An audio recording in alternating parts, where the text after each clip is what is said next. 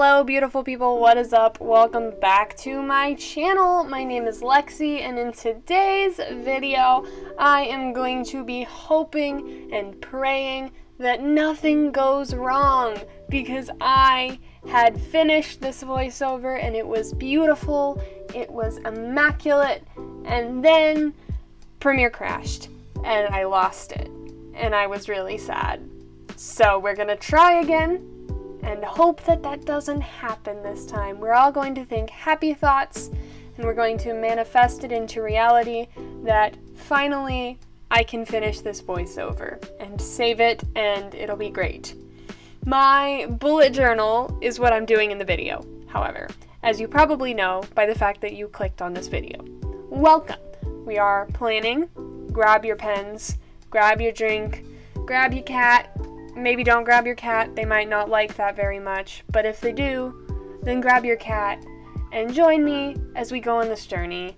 I love this theme a lot. I was super excited, so I knew in my brain that I wanted to paint flowers because I don't know why, I just got the desire to paint some flowers.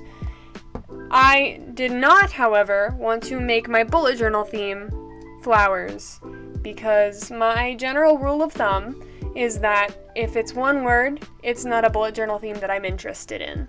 So I wanted to make it a little bit more unique, a little bit more personal to me. I am a giant nerd. Hi, hello. I love Greek mythology. So in my brain, I said, what if I combine flowers and the gods they represent and make a bullet journal theme out of that?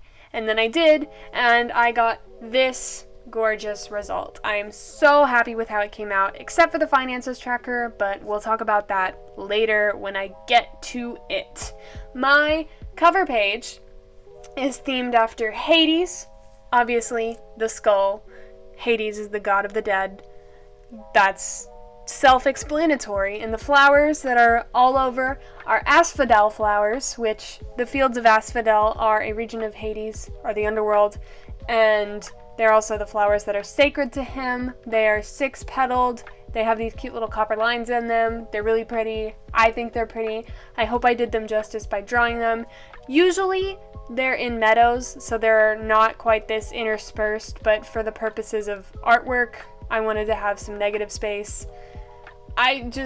That's how I roll. I love the copper coloring that I did with it for the accent for the flowers, and then I obviously did the title in that color too. I adore it.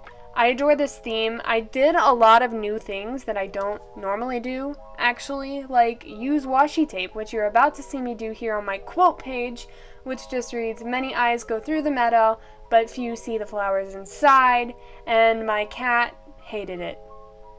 As you are about to see, she was not pleased, so she ate it, literally.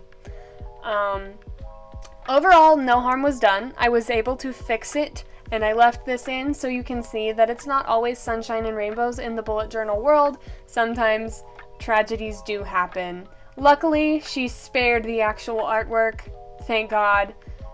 I'm not sure the washi tape is good for her digestive system, however, so we're gonna not leave my bullet journal on my desk overnight anymore. But I actually kind of like the second product more than the first one anyway, so it was kind of fortunate. And then this calendar is another really good example of rolling with the punches of sometimes things don't go the way we want them to, because it is themed after Isis, who is the goddess, the messenger goddess, and the goddess of rainbows. And obviously her sacred flower is the Isis flower. So that is what I painted here. And they're really pretty, by the way. I really like this flower. And I really like my painting of them. I'm super proud of it. But I wanted to draw rainbows in the background, or to paint rainbows in the background. And I wanted them to be super desaturated so that the flowers were the main focus of the painting. But then they weren't blending the way that I wanted them to. So it got super saturated. And that was kind of a problem. But I had to roll with it, and I tried to make it look as good as I could anyway. Pretty sure that worked out for me, which is good because it was already on paper, and I didn't want to have to rip out more pages of my bullet journal to cover it up. So I'm gonna say that I'm happy with the end result, and honestly I kind of am. It's not what I originally wanted, and I do think it would have looked better if it wasn't quite so saturated, but it doesn't look bad, so I'm going to take what I can get from it. The other thing that I did on this page that I've not done in a while, besides the gorgeous holographic washi tape, is use silver. Like, it's not a big deal. It's just a color, but I have not used silver in my bullet journal in a very long time, and I'm honestly not mad about it. I'm a little mad about it because I thought I had a silver gel pen, and it turns out that I didn't. So I had to use my silver gel, or not gel, but I had to use my silver marker instead, and it's not quite as metallic as the gel pen would have been. So that was a little depressing, but it still looks good. I think the silver complemented the rainbows more than gold would have, and I'm not mad about it. I just wish that I had my gel pen. I'm kind of sad about that. Also, the splattering was really fun. It's always so satisfying to splatter paint, and you can't tell me I'm wrong on that. If you have ever splattered paint, you will know that it is just so satisfying. Also, lining up the numbers. So satisfying. This page is very satisfying to look at, I'm not gonna lie. Also, I really like the white outline that I did on the Isis flowers. However, my Uniball Signo white gel pen is failing me. It's not working the way that I want it to, and that's sad because I used to swear by this pen, so it's very depressing. And if you have any good white gel pen recommendations, please drop them in the comments below. I would be delighted to hear about them. We move on now to my habit tracker, which is themed after the goddess of spring, queen of the underworld herself, Persephone. Now, I'm sure many of you already know the myth of Persephone, but to recap, she got kidnapped by Hades, ate pomegranate seeds, has to stay in the underworld for 6 months of the year. It's why we have summer, winter, fall, spring, whatever you want to perceive it as, however you want to perceive it, wherever you are in the world. It's why we have the cold and the warm seasons, basically. It's a great myth. Everybody knows about it. So obviously, to pay homage to Persephone here, I had to do the pomegranate flowers, and if you know anything about horticulture, you will know that the pomegranate flowers are definitely not this color. They're more of a bright blood orange color, but I wanted to remove some of the orange and emphasize the blood, because I love symbolism. I'm a symbolism girly, what can I say? I wanted to represent her being queen of the underworld, so I chose to desaturate the flowers, and then in the background I just painted this like blood orange sunset. Again, emphasis on the blood, to represent her going from the lightness of the overworld to the darkness of the underworld, or the blood orangeness of the underworld in this case. Again, using my washi tape. I'm not so sure that I really love using my washi tape on my habit tracker like this because it takes up so much room. So I'm not sure that that's something I will do, but this is one of my favorite washi tapes, so I do want to find more excuses to use it. But overall, I'm really proud of that artwork. My mood tracker, I'm also super duper proud of. I love Apollo. I'm an Apollo girly, and it makes me so happy that I could pay homage to him with this painting in particular, because I'm a music major, so I just feel, you know, Apollo's my homeboy, I guess, if you will. But this flower is the hyacinth, which has to do with the myth of Apollo and his lover Hyacinthus, who was a dude that got turned into a flower, as so many people are in Greek mythology. Like, can we talk about it? Why are so many people in Greek mythology turned into flowers? I'm not sure, but it's a common theme. However, rant about Greek mythology and flowers aside, I love the colors that I chose for this. It's very different from the page next to it, but I kind of love how they look next to one another. I love the brightness of the mood tracker combined with the dark tones of the habit tracker. In the background, I painted a lyre and a sun because those are other symbols of Apollo, but I really wanted the flower to be the main focus, so I kept it fairly simple.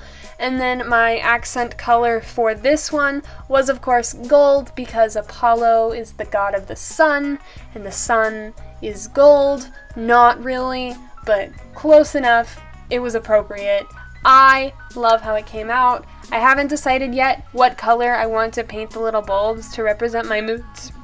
Excuse me, my moods, but I'll probably go with purple, because I am feeling it. I don't want it to be blue, because I think that will clash with the background too much. But we'll see. Leave some suggestions on what I should do for that down in the comments. My finance tracker, I mentioned this is the one that I don't like, and I don't like it. Shocker.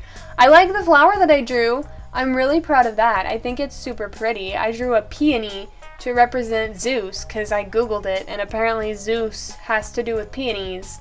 I honestly don't know the myth or the reasoning behind that. I kind of just googled what flowers were associated with Zeus, because he's the king of the gods, and I felt like leaving him out would be doing him dirty. So I incorporated Zeus, and I kind of hate this page. Not gonna lie. I was very uninspired for it. I painted purple in the corner to represent royalty, and because I wanted a little bit of color variety, and then I did blue to kind of represent a storm, because he's the god of lightning. All that fun stuff. It's kind of boring, kind of basic, but the flower's pretty, and I think that's what matters. And there's me struggling with my white pen again, putting numbers. If you want an in-depth explanation of how my finance tracker works, I don't know why.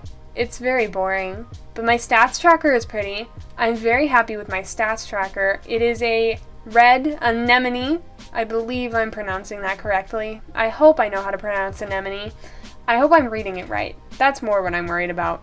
But it's a red anemone, which is sacred to Aphrodite, who is of course the goddess of love and beauty, and fitting that I love this page. I really love the blending that I did on the flower. It looks so pretty. I am so happy with how that came out. I love the color for the green that I used for the stem. I love the clean lines, and I will be honest, for the background, I just did a very soft pastel blue that is super pretty. You're about to see it here, because I wanted, again, the focus to be on the flower, but I really wanted the background to be plain and elegant and clean, because I feel like that is doing Aphrodite justice. She's the goddess of beauty, but beauty doesn't necessarily have to be all about bam, whoa, in your face. Sometimes it's just these elegant, clean lines and a plain, simple background to highlight the flower in the foreground. Let me bust out my art terms here. I forget if it was in this voiceover or one of the other takes where I used the term negative space, but I've used that term in a voiceover of this video that I've tried to do, if it wasn't in this one. So I'm just busting out all of the art terms. And then I also used the copper just to kind of add another pop of metallicism. And because it's my favorite marker to use, and I didn't really have any qualms with using it on this one. So here's the final flip through. Anyway, thanks for listening to me ramble about Greek mythology for 12-14 minutes, somewhere in there. I do hope you guys have enjoyed this video. If you did, please be sure to like this video because it's easy, comment because it makes me smile, and subscribe because I post content twice a week. Usually it's not this rambly, but hi, I talk about things that I enjoy. Anyways, thank y'all. I'll see y'all later. Bye.